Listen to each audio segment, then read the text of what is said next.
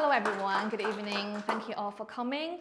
As Joanne just mentioned, I'm currently curator in residence at esea Contemporary. I'm here to continue my research into creative technology and culture, especially how we engage with increasingly agentic technologies. So as part of the residency, I'm also curating a series of public programs. And 2 weeks ago, we had a screening. We showed a fantastic work on dead internet theory by the Manchester-based collective Y7. So today is our second event. So very happy to have Penny here to give us a talk and to share her recent thinking on artificial intelligence and on cultivation of wisdom. So I will give you a little bit introduction of Penny. So Penny is one of the softest and most caring thinkers I know, and her research explores relationships between ecology, ritual, critical, post-human studies, technology, and Taoist cosmology with remarkable depth and sensitivity.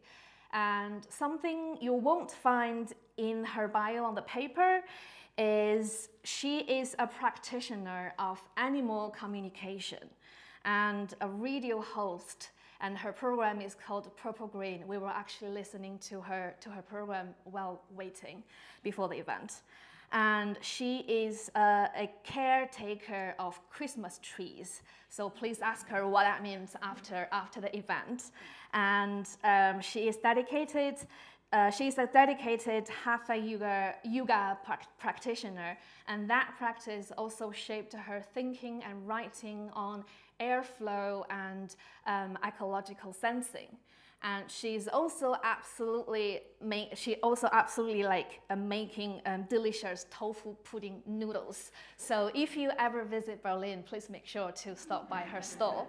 At the same time, she is an exceptional scholar and researcher, and her work combines intellectual rigor and with a genuine care for the modern human world. So I'm really delighted to have Penny here today, and looking forward to hearing her thoughts on intelligence and wisdom. So please join me welcoming Penny. And Penny, the floor is yours. And thank you, Xiaowen, and thank you, Emilia, for having me here.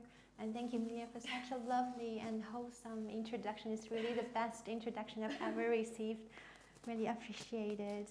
And also, thank you for coming here and for having this precious moment that we can share and exchange, and I have the opportunity to learn more about all of you. So before I start, I'd like to make a confession, which is I never consider myself as an AI scholar. All of you here perhaps have so much more knowledge about the artificial intelligence than I do. So I thought about what can I offer, and perhaps something different, which I considered as maybe a speculative or rather embodied approach, which is grounded in my background in performance studies and philosophies and my yoga practice, also my Taoist practice, as well as, most importantly, my own experience that is generated and shaped by this very particular form of intelligence. And this is our starting point, intelligence. So in the context of Semitic language, there are two ways to interpret intelligence. And here, a side note, the reason why I use Semitic is to avoid political ambiguities, as you know, in this world, perhaps a lot of people who speak the so-called Chinese but might not consider themselves as Chinese as a national identity. So Semitic refers to Mandarin, Wu, which is Shanghainese, and Cantonese, Min, Hakka, etc. As a language family, and they all sound quite different, but more or less share the similar written form. So there are two interpretations to understand intelligence. The first one is intelligence as 智 or 智能, emphasizing the functional problem-solving capability. And the second one is intelligence as 慧, wisdom, which kind of adds a deeper or more contemplative dimension. And in Mandarin, very often we use 智 and 慧 together, and they kind of go hand in hand. We might use 智慧 to describe someone who's wise and smart, and we might also use it to describe, for example, an ancient tea tree which is maybe more than 100 years old. We might say that this tree has a lot of 智慧. Yet, there is profound difference between these two, and believe or not, the difference is actively reflected in their written form, which we're going to have a closer look. So here I've mapped a kind of a development of these two different characters from the Orca bone inscriptions and bronze inscriptions and the small seal script, as well as the modern contemporary form. And the reason why I listed this kind of, let's say, 4 different formats is that the Orca bone inscriptions and bronze inscription are considered to be the earliest and the most ancient written form of the Semitic language. The small seal script, it's basically the kind of, so after Emperor Qin united China for the very first, the so-called China the first time, that is the kind of the first standardized written form. So I thought perhaps this is a good kind of time spot to have the references. So let's have a look of 智 first. In the Orca bone inscription here, what we can see that there are 3 different parts. On the left side, it looks something like a weapon or a tool. And then in the middle, we have something like a circle, referring mouth and referring this kind of oral communication. And on the right side, we have something that really looks like an arrow, isn't it? So in this way, the modern scholar suggests that this is basically a depiction of prehistorical hunting process. This shows a coordinated hunt. So there were these people giving oral communication for orders, and there's archery shooting the arrows, and there's people kind of subdue the prey, and everyone knows their role. And this knowing being organized in achieving the goal of hunting. That's 智, intelligence. So in other words, in ancient times, 智 was pretty much about this kind of practical and collective masteries. The bronze inscription, what we can see that is added to the collective is the part underneath. This part refers to speech or speaking or transmitting, and then referring to the idea of teaching or passing the knowledge on. And then for the small seal script, it's kind of has variation, but all the elements are still there. And then if we look at the modern constellation, basically we can see 2 parts. The upper part, 智, referring to know, knowing, knowledge, and then the bottom part, which refers to speak, transmitting, remains. So in other words, this character may suggest that the form of knowledge that can be described, perceived, and transmitted. And this is strikingly similar to how we train large language models, isn't it? Like feeding them with this kind of structured, codified knowledge so that they can reproduce and apply to it. And there's also something profoundly recognizable here about intelligence, is that intelligence as codified, transferable, functional capability. And old saying relates to this notion is 急中生智, meaning that at a moment of urgency, one suddenly thinks of some solutions. So it kind of very much oriented on solving the problem immediately, and also emphasizes on the specific functionality of such intelligence, that is a fast, efficient solution. And then we can have a look at 慧.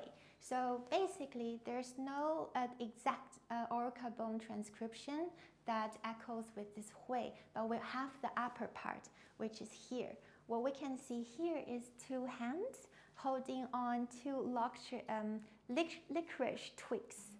And then in the middle, there's kind of dirt. Can you have a guess? What does it depict? Hands holding branches, twigs. They try to sweep away the dust.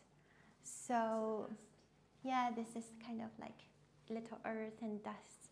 And so basically, this means like sweeping the dust away and then clean. And then the part with addition with the radical here, like which is the manifested as here, it means heart. And this character was first emerged more or less around the Warring States period. So our ancestor believes that thinking happened does not necessarily in our brain, but it comes with the heart. So when the dust, the clouding the heart is swept away, clarity and openness emerges. As a result, when Buddhism came into China in the West Han Dynasty, the Buddhist scholar immediately kind of used this character as the translation of the Sanskrit word prajna, that means transcendent wisdom. Wisdom here is not computational, but rather insightful and intuitive and non-linear, which is also manifested in the modern form. So if we can see here, we have this little part on the left side. It means feng, referring abundance. And then we have two of them here, referring to this vastness of abundance. And then we have the radical that kind of turns around, meaning that this form of knowledge is not straightforward. It turns and perhaps twists. And then at the very bottom, which is also the very foundational level, we have the heart. So then it kind of a form of knowledge that is rises from heart and perhaps is not necessarily measurable, maybe it's also not necessarily perceivable, but it's there.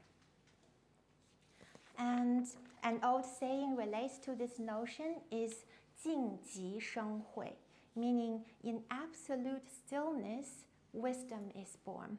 Imagine a still and clear lake in front of you where you can see all the way to the bottom.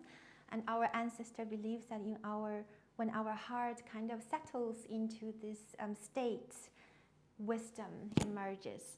So without deadline, without forces, but rather a form of effortless actions of growth and through space-time. So let's keep this information as a little seeds in our mind and then come back to our contemporary world and to have a brief look of modern artificial intelligence. Basically, what is artificial intelligence and how does it work? So basically, according to Jensen Huang, the founder of NVIDIA, AI is a 5-layered cake. So what we can see on the very foundational level is energy. So intelligence generated in real life requires power generated in real life. And every token produced is a result of electrons moving and heat being generated, managed, and then being converted into computation. And then above energy, we have chips.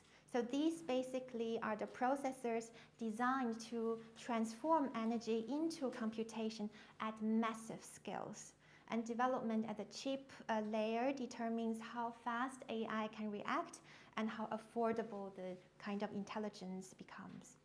And then above chips, we have infrastructures. This means land and power and cooling down system, constructions, labor, and the kind of system that orchestrates tens of thousands of processors into one machine.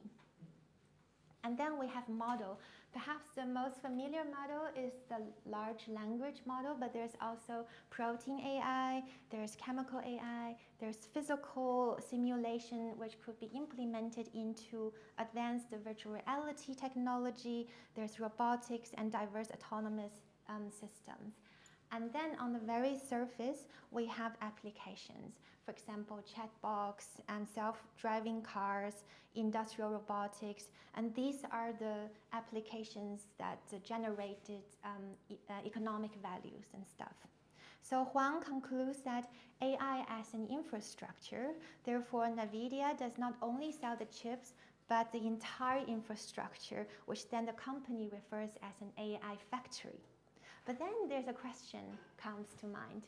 What does it mean when AI becomes an infrastructure? Anybody has any idea or any thoughts? Perhaps, what does it mean when AI becomes an infrastructure? Artificial infrastructure. Yeah, I mean, yes. Are you referring to how we won't have jobs if everything is run by AI infrastructure? Yeah, exactly. There are other architectures Mm-hmm. that you haven't mentioned and which would be totally different to this. Yeah, and for here I'm just kind of like providing one of the examples. So from my point of view, when AI becomes an infrastructure means that it inevitably depended on the flow of capital and the cost of massive resources of energy. And now returning to our earlier seeds on wisdom and intelligence as 智 and 慧, we can see that why the official translation of artificial intelligence as 人工智能, which emphasizing solely on the functional capability, speed, and efficiency. And now we are in a situation that we have 智 but without 慧. We have intelligence but without wisdom. But what we are missing here when we have intelligence without wisdom, particularly when intelligence becomes infrastructure and eventually becomes a mass-produced product that is scalable, standardized, and commodifiable. This is not a new question. This is not a new concern also. So in his introduction to Jakob von Oeckels, a foray into the worlds of animals and human, Dorian Segan writes that the most confounding quality of our intelligence is its lack of wisdom. This means that perhaps we are able to obtain solutions that may solve the problems in front of our eyes, but without blindness. It solves the problems within the system without ever questioning whether the system itself is the problem.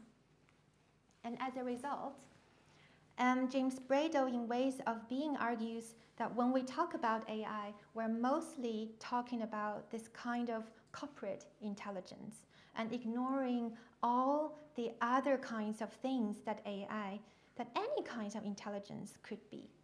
And Bradle's concern again points to the fundamental issue at the root of AI, that is, how do we understand intelligence? And perhaps now it's helpful to briefly revisit the origin of artificial intelligence and to see that when the notion of AI first born, what did it actually refer to? So the notion of artificial intelligence is a modern Western concept firstly introduced by Alan Turing, referring to the science and engineering of creating the learning machine and to simulate human mind. Perhaps this is a piece of information that we might all know, but what's interesting is that at the end of his essay, Computing, Machinery and Intelligence, published in 1950, he wrote that about creating a program, not necessarily an adult mind, but to simulate to the child's mind. And then, also there are two programs. So basically, we have a program that kind of tries to simulate the child's mind, and then after that, we have this process of teaching the child machine to grow into something. And then 5 years later, John McCarthy coined the term artificial intelligence. In 1955, he submitted a proposal to the Rockefeller Institute and in the hope to obtain a funding to organize like a summer school. And then the purpose is to invite people who have common interests and to come to Dartmouth and to kind of discuss artificial intelligence. And when he submitted the proposal, he had to give a name. So then he came to the idea of he referred as artificial intelligence. But there's a rumor say that he then regretted a little bit, knowing the potential of that. He said that perhaps I should have coined it as the computational intelligence. And here I included an invitation from McCarthy to Solomonov, who is a mathematician, just for the fun of it, and where he wrote that you are one of the people we should like to invite to the summer research project on artificial intelligence. Terms $1,200 to $900, which will probably count as a fellowship and be tax-free. How sweet is that? And then I thought it was really cute that he, when he indicated the place, Hanover, New Haven, in parentheses, a cool place. I would like to go there. But coming back to our discussion,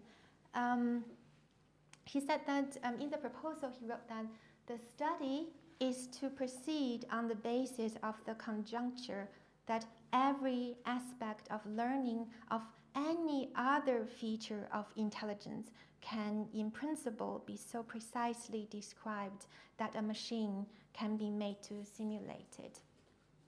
And for me, what's really interesting about this two form of early understanding of AI is that I think both Turing and McCarthy are perhaps intentionally broad and to encourage a wide spectrum of research approaches towards AI and then towards the learning machine. And for Turing, the learning machine as child, which has its full potential of becoming through the process of teaching, which we might also understanding as cultivation. For McCarthy, he believed that AI should not be limited to only mimicking human intelligence, but should also explore the potential for machines to solve problems in ways that might be different from human method. And we can see that now how today's AI has been perhaps increasingly detached from these two origins and this kind of open, curious, and imaginative approach, and also equally removed from deeper ethical, ecological, and existential considerations. And my question here is that, is it possible to cultivate hui, wisdom, in the context of computational intelligence, not as a tool of extraction, but as a form of animated relational knowledge that helps us to sense beyond human cognitive limits? This means less obsession with human-centric intelligence and less fixation on speed and efficiency, perhaps a different ways of to understand what does progress means. And then shifting from the large scale to the small, less energy consuming scale, and then leaving space-time for intelligence to grow into wisdom, which might eventually help humans to recognize the blind spots and learn from their mistake. So now, for all of this, one might ask, like, okay, Penny, all your thoughts kind of make sense on a theoretical level, but does it actually make sense in reality? So next, I would like to share 3 examples, quite rare examples, that points towards this possibility. The first one I would like to call as wings. So this is an experiment initiated by the School of Psychological and Cognitive Sciences at Peking University. The researchers used machine learning-driven VR to investigate, can the human brain learn to treat an artificial body part like a pair of virtual wings as if it were a real limb? So there are 25 participants trained for a week and for 4 sessions, and each session lasts for about 30 minutes.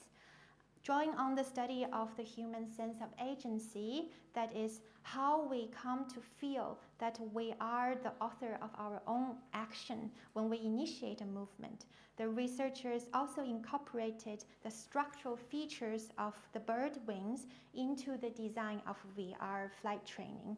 And at the same time, through a series of carefully designed tasks, they guided the participants to gradually connect the structure and the movement of their virtual wings with their own sense of active control. So before and after the training, their brain activity was scanned while viewing the pictures of the wings. And I can show you a little video of the training process.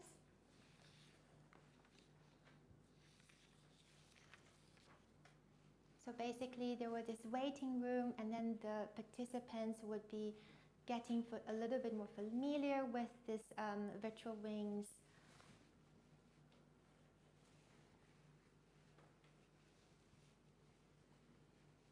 And then the first task is to try to hit the balls with the wings. They missed. It's actually really difficult. I think like the participants were saying that every time after the training they were all like sweating a lot, and their arms are completely kind of sore and stuff.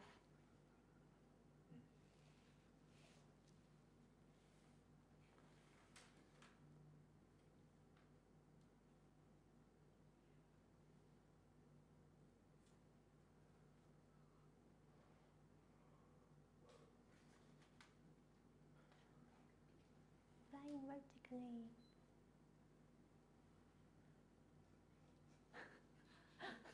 It's not easy to fly at all.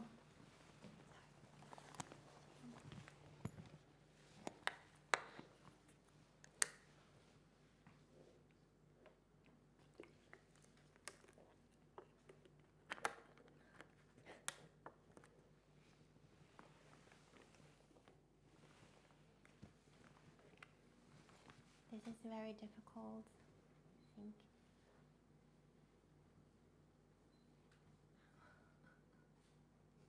Oh.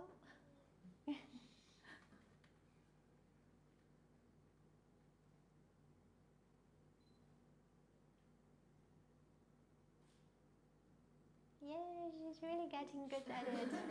Now she can fly. But anyways, the results were actually quite striking. So the brain visual cortex for the body parts becomes more responsive to the wings.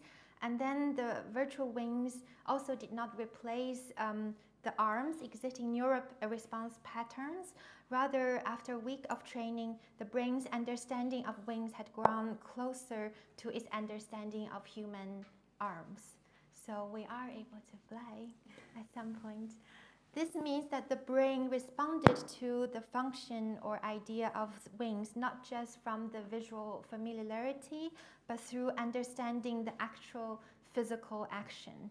And the brain is flexible enough to incorporate new and non-human effectors based on how they are implemented and practiced in motion. And I think this is a kind of a form of intelligence as embodied adaptations, not just about processing informations, but about inhabiting a form of life, and which is very different from the kind of corporate AI logic. And then this is the second example, which I refer as touch. So you can see all these little creatures here. What do you think they are? Caterpillars. This is a work created by Rhoda Ting and Mikkel Bojensen called Aftercare as part of the exhibition Soft Robots in Copenhagen Contemporary last year. So what they did is that they created all this kind of soft and pneumatic caterpillar-like robots kind of wriggling in this sand space.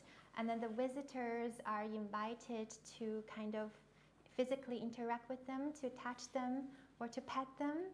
And what happened is that the machine learning processes would kind of learn from each touch and then generates their response to react to the next touching moment. And for me, what's so interesting is that I just observed all the people who's about to kind of touch the robot. None of them were violent. They were also kind of approached really like carefully, and they're like doing like a really soft and then caring movement. And I think for me it was really amazing to see how this form of empathy was generated in the space. And this is also what fascinates me a lot is this kind of orientation. So basically these robots, they don't really do anything in the sense that they don't kind of optimize, they don't really, I would say they activate this form of like empathy, but they don't actually do anything. And then in response to this exhibition, Laura Tripathi, in praise of useless robots, wrote that the most intriguing robots aren't built to work, but to make us imagine other worlds. Yeah, I think it's quite touching. And then the next one, which is I call Growth, and this is a project from the Berlin-based dual cross Lucid. It's called Ways of Flowers and exhibited in September 2025 in Berlin. What they did is that they created a series of digital plants growing on blockchains and connecting the digital art with 6 different physical environmental restoration initiatives across the globe. And the participants are considered as the seed stewards. They may contribute with digital currency and to choose which project they would like to contribute.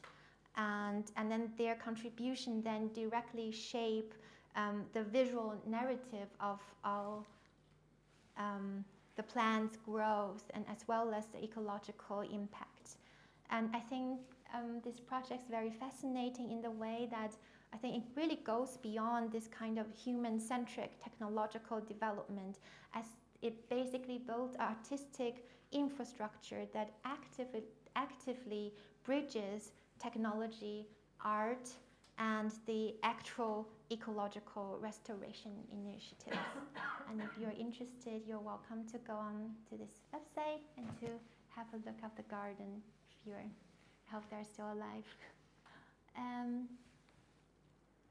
So all of these projects have shown that we are able to create a different kind of relationship with computational intelligence, situated within the respect and the care of our animated Earth. But at the same time, we also must confront the fact that the corporate monopoly AI is happening. So in facing such condition, my question is, what if we, if not letting go, but at least to soften the obsession with this kind of mechanistic, goal-oriented framework? And what if we try to return to intelligence in its essence, reimagine it perhaps maybe not necessarily as artificial intelligence, but a form of generative wisdom that embodies ecological adaptability, cross-species kinship, and planetary consciousness, and perhaps a form of intelligence not necessarily modeled on the human brain, but as sensitive as octopus tentacles, then what kind of future that would bring. And last but not the least, was my contemplation.